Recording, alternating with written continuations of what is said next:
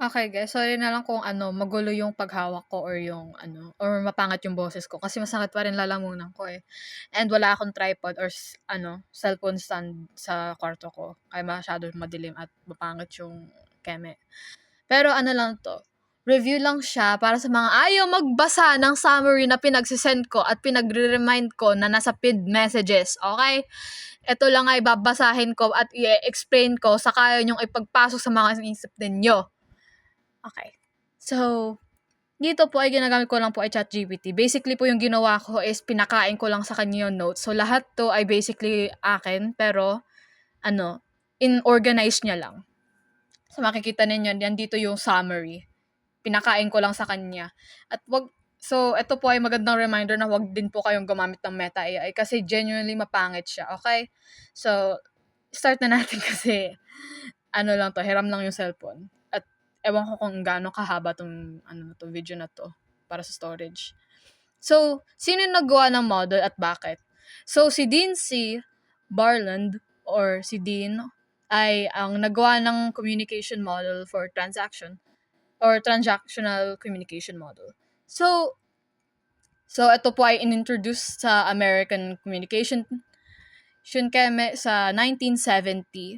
Ito po ay dahil napagod si Dean or si Barlund na palagi yung ginagamit na linear models noon sa time niya ay sender to receiver. Yung basically parang one-way communication lang siya na kunwari sa mga speeches or mga TED Talk, 'di ba si speaker lang yung nag-uusap at walang feedback nang galing sa audience or sa mga receivers. So napagod daw siya sa mga ganun. So yung goal niya po para sa transactional communication is para magawa ng dynamic or ng process yung pagko-communicate. So parang siya. So para pasalit-salit yung feedback kay receiver at kay sender. So ayun lang po. Para siyang negotiation nga sabi dito or simultaneous, which basically means na parang salit-salitan nga. So ayun lang. So yan yung sorry kung may ganito ha. Nabagsak to eh. So mukha lang ako mayaman pero hindi talaga. Pero ayan, si Dean, si Barland, siya yan. So si Barland, ito ay ginawa noong 1970. Tapos yung goal dito is para magawa ng dynamic process of communication. Okay? Okay. So, ano yung model? So basically, yung point na model na ito is para yung communication ay bigyan ng meaning. Sabi nga dito, communication equals meaning making. Yung belief kasi ni Barland nun is yung meaning ay hindi nag-exist ng basta-basta lang. Tayo yung nagbibigay ng meaning sa mga words natin or sa pag-communicate natin. And basically yung paggawa dito is yung pag-interpret ng mga cues sa mga environment natin. So, yung point ng communication is para i-aim, ma-reduce yung parang yung pagkakalito or yung mga misunderstandings at para maging dynamic nga yung process of communication, no? So, yung assumptions nga sa communication dito sa model na ito is dapat dynamic siya, tuloy-tuloy lang, walang parang pauses ganon. At siya, parang complex yung dynamic niya dapat na parang salit-salitan nga sa pag-ayos na sinabi ko kanina.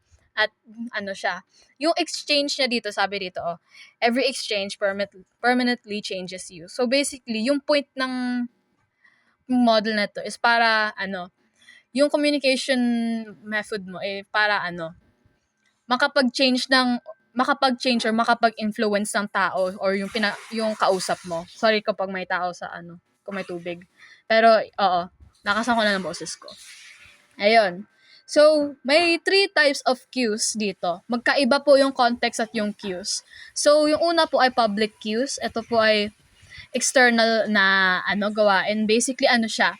Kung ano yung nangyayari sa environment mo. Kung mari, mga outside noise, smells, objects, or yung mismong environment mo or yung setting ng communication process mo.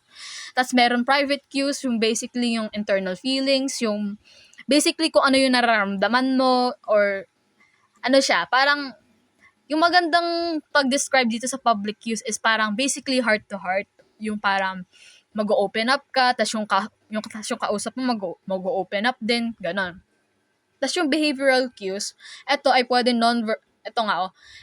pwede siya verbal or non-verbal. Basically, ang verbal, napag-usapan na to ni Ma'am Rose, so, kung hindi kayo nakinig sa class, lagot kayo. Tapos yung non-verbal, basically yun yung actions, di ba? Yung tone, yung pag-gestures, yung parang paggalaw-galaw, or yung kung paano mo sinasabi yung, yung sentence mo, ganun yung, behavioral cues. Basically, behavioral stuff to, okay? Wag na natin to pag-usapan kasi wala yun sa discussion natin. Ano lang yan? Normal ME lang yan. So, next up naman po is context. Ito po ay, ito yung pag-interpret or ito yung nakakapag-influence sa, kung ano yung process of communication. Oh my God, ayaw niya mag-focus na. Bakit kanina, siya? Oh dear.